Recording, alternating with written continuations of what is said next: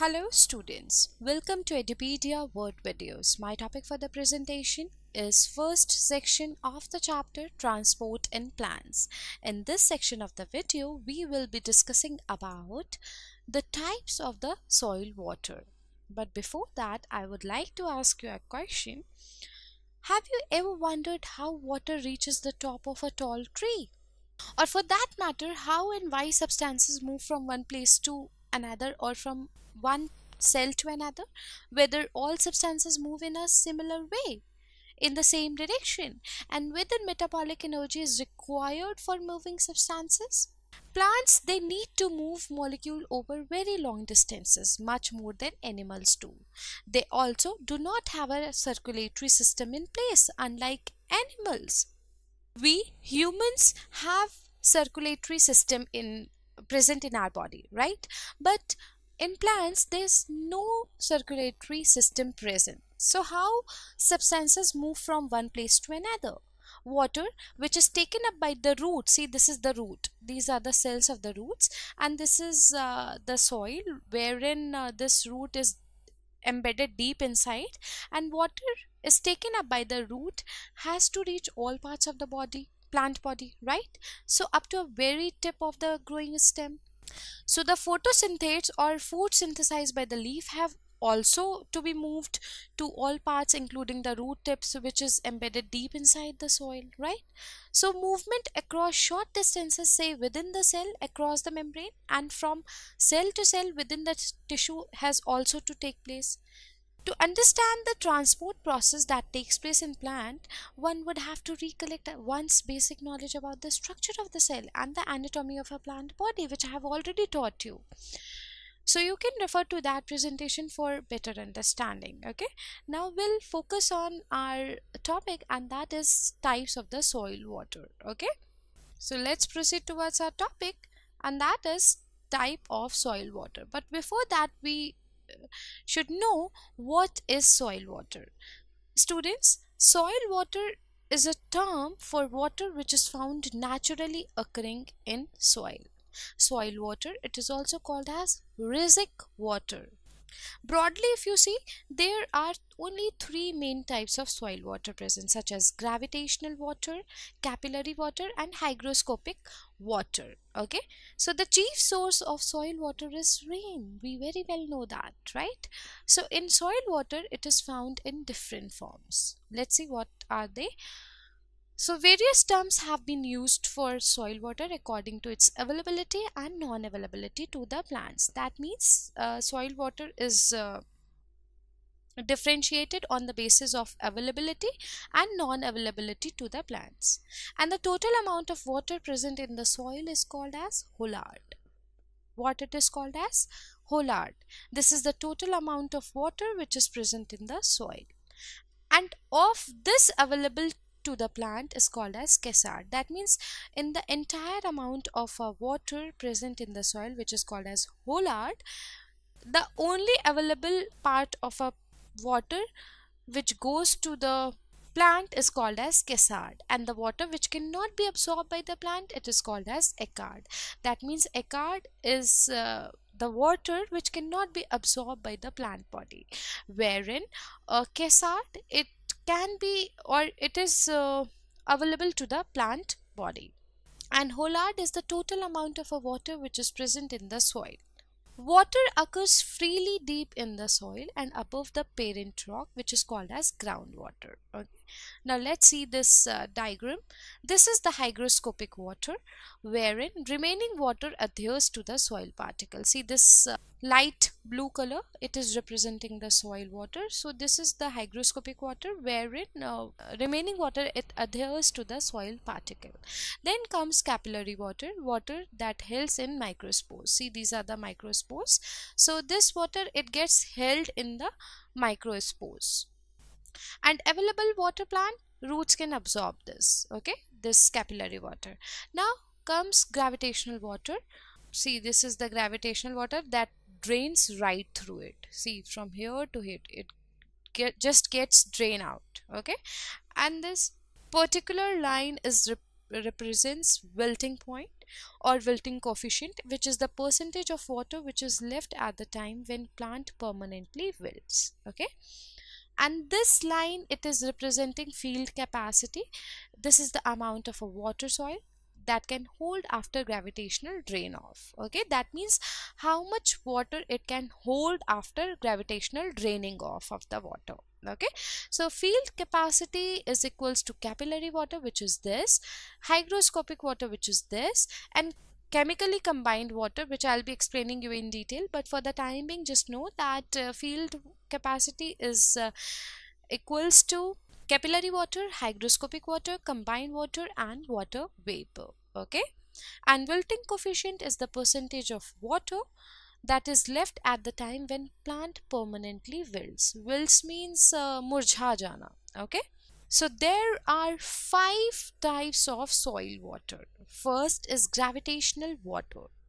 Gravitational water is free water that flows through soil by the force of gravity. It is largely found in the macropores of the soil, and very little gravitational water is available to the plant as it drains rapidly down the water table in all except in the most compact form of soil.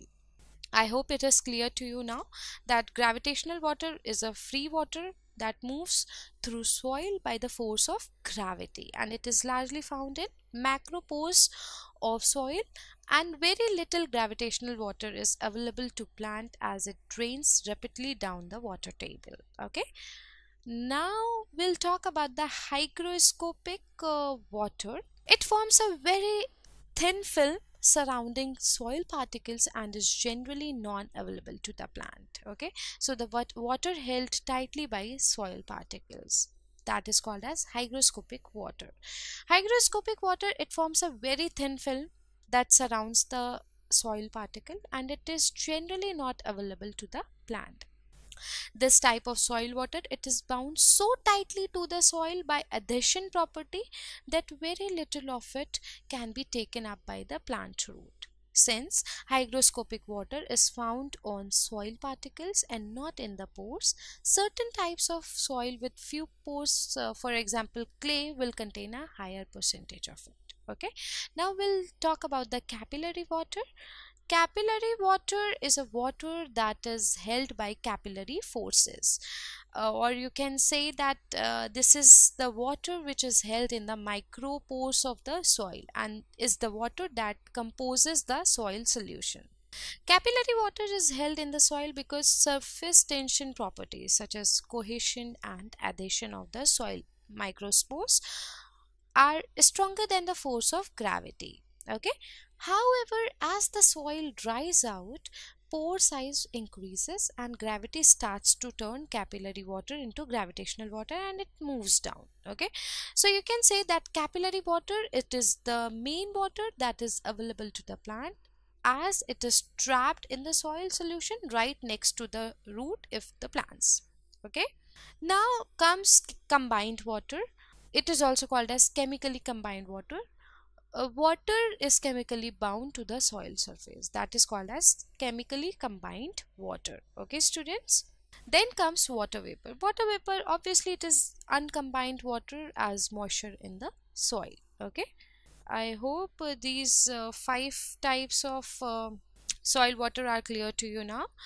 I would like to add one more point, that chemically combined water is the water that chemically combines with the structure of the soil mineral such as combined water, which is known as combined water, and after the elimination of hygroscopic water by heating soil to about 150 degrees Celsius, the only water that remains is in the hydrated oxide of aluminium, iron, silicon, etc. And this water is absolutely unavailable to the plant and it can be only driven off from the soil by resorting to a very high temperature. Okay, I hope it is clear to you now.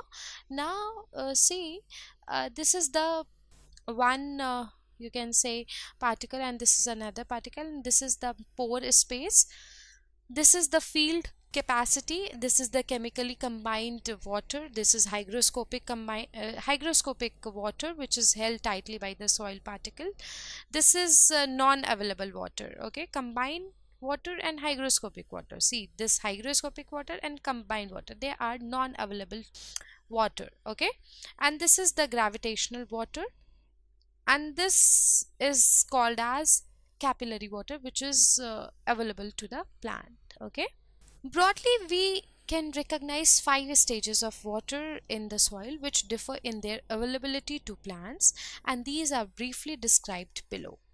Which are those? First is gravitational water. See students, gravitational water, as I've taught you, that after a heavy rain or on application of irrigation water, the surface layer of a soil is temporarily saturated. This water, it obeys the law of gravity, and thus it descends down rapidly through the dry layers, and that leaves a moist zone in its path. Okay, so this is the gravitational water, and this blue color is representing gravitational water, and these are the soil particles. So it drains right through from these soil particle, or you can say that this water, it obeys the law of gravity, and thus it descends rapidly through the dry layers, that leaves a moist zone in its path. Now if there is sufficient water, this wet layer, it penetrates deeply, and the rate of this downward percolation of this gravitational water is determined by number, size and continuity of non-capillary or larger pores. Okay, so when water enters the soil and it passes the spaces between the soil particle, it reaches the water table, and the type of the soil water, it is called as gravitational water.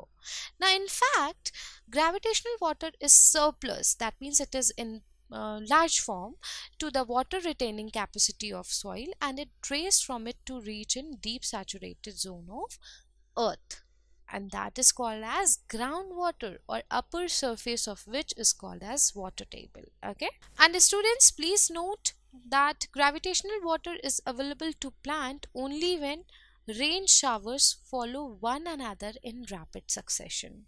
Otherwise it just percolates below the reach of the root within few days, and thus remains unavailable to the plant body. Okay, I hope it is clear to you now that gravitational water is a non-available water to the plant body because it percolates down the water table. Okay, or you can say that it percolates below the reach of the roots within few days of the heavy rainfall, and thus it remains unavailable to the plant body. Okay, now we'll talk about the capillary water, students. See, this light blue color is representing capillary water. This is soil particle, and this is the hygroscopic water that forms a thin layer outside the soil particle, and this is air or gravitational water. Okay, so we'll focus on the capillary water.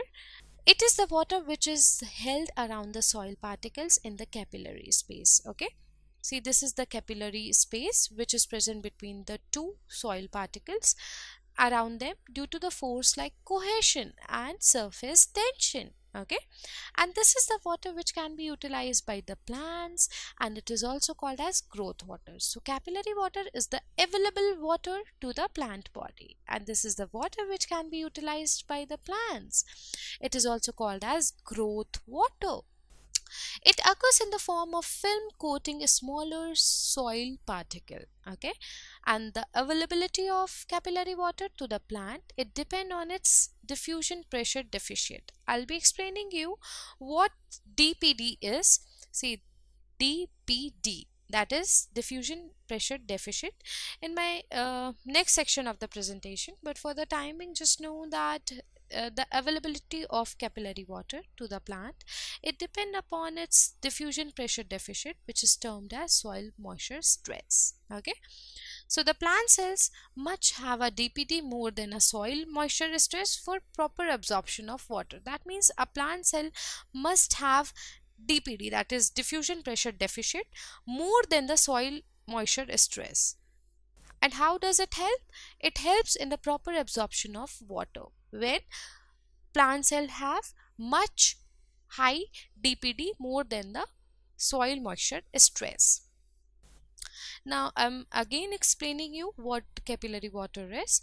As you know, as groundwater drains out the upper layer of the soil, it leaves behind considerable moisture in the form of film that coats a smaller soil particle and as droplets that suspends in the angle of larger pores or completely filling the smaller pores. This water is retained by the force of surface tension, and this capillary water, it does not respond to the gravitational pull. Okay, so that's why it is called as available water to the plant body. So the forces are however small, seldom more than the fraction of the atmosphere. That depends on the diameter of the capillary. So this is capillary water, and it is primarily this capillary water which is readily available to the plant body, and this is the source of practically all the water a plant extracts from the soil. Okay, I hope capillary water is clear to you now. Now we'll talk about the hygroscopic water.